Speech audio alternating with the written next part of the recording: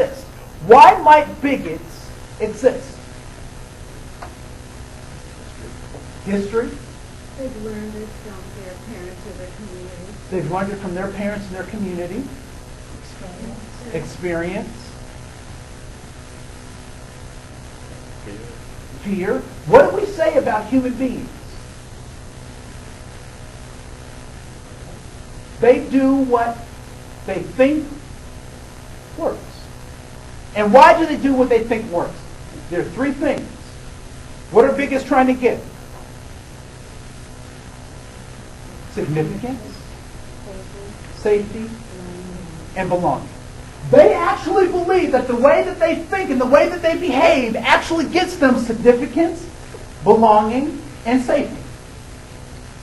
Now, typically, we talk about bigots, or we refer or think about bigots as old-timers. Grandma and grandpa, great-grandma and grandpa. We refer to them as that. And what I like to say is, they may have bigoted behavior by today's standards, but back in the day when they grew up, it was absolutely okay to call Brazil nuts by the other name. Some of y'all know what I'm talking about, right?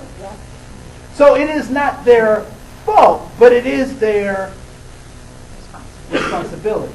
So if I'm a person who has a blind spot, and I'm walking around with other people who also have blind spots, and I'm giving them gifts, I'm trying to draw them closer to me, is it helpful for me to identify in my uncle how bigoted and prejudiced he is, or she, my aunt in the case, right? Is that helpful for me to say, Uncle Joe, you are such a bigot? Is that helpful? No. Why is that not helpful? He already knows it. He probably already knows it, right? I mean, it's kind of like telling an ugly person you're ugly. They know. Not like me. I know. It's not always. Well, I guess that applies to me too. Right? But why else? They know and they don't care. They may know they don't care. Yes. One more time. They'll get defensive, right? They'll totally get defensive. Now, I don't know if you know someone who's racist or bigoted, but I don't think they pay any membership dues anywhere. I don't think they're card-carrying members. I don't think they have to show up for an annual meeting or anything like that. But they still seem to have. Now, there may be some. I don't want to count that out.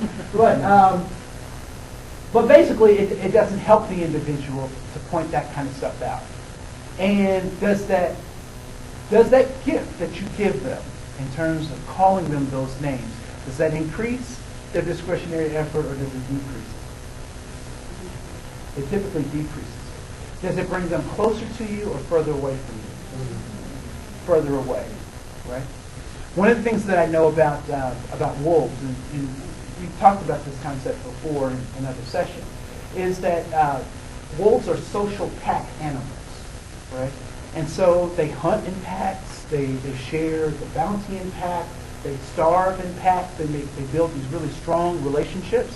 And when one wolf gets injured or hurt, what does that wolf do to save the rest of the pack?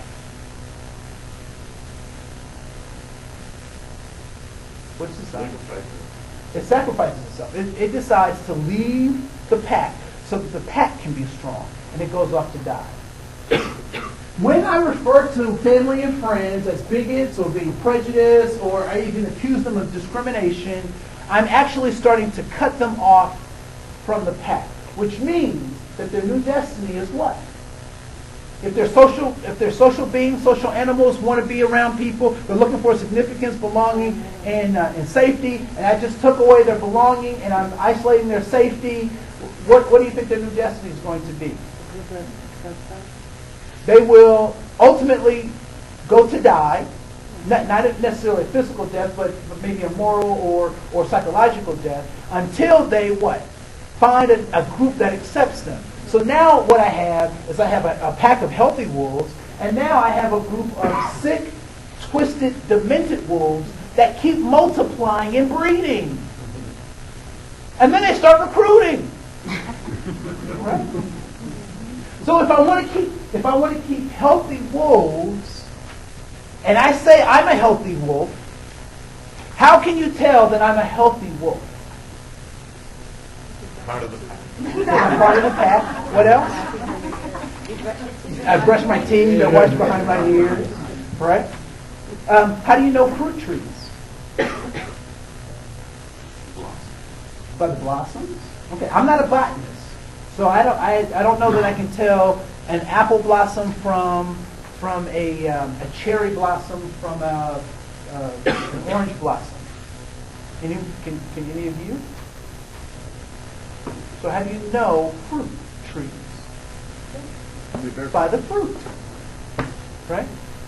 So if I'm such a good person, because typically people talk about themselves in those kinds of terms, that I'm a good person, then I should have what?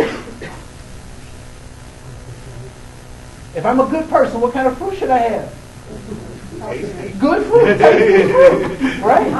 So if I'm a good wolf, and I have a sick wolf, if I'm a good wolf, I should be able to do what with this other wolf? Try and save them and make them good too. Right? Orange fruit is for who?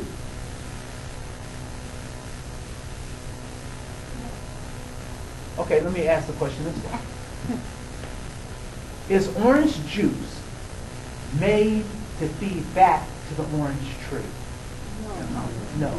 If we did that, what would happen? It would certainly die, right?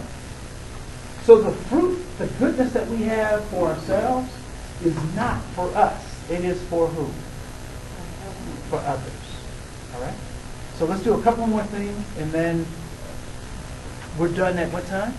11. 11? Okay. So we're going to do one more thing, and then you are free to go. I apologize for going over my time. The break was a little longer than I had anticipated. The full presentation is on the disc with commentary, so please take those. What I'd like for you to do is go to the back of your, on page 80, the back of your brochure, and just fill out question number 7. What are some resources that you can gather that will help you to accomplish your diversity goals? All right? You do not, if you just do that for me in the next 2 minutes, I'll have you out at 5 after. Okay? So you have some goals in mind for yourself. What are some resources that can help you to achieve those?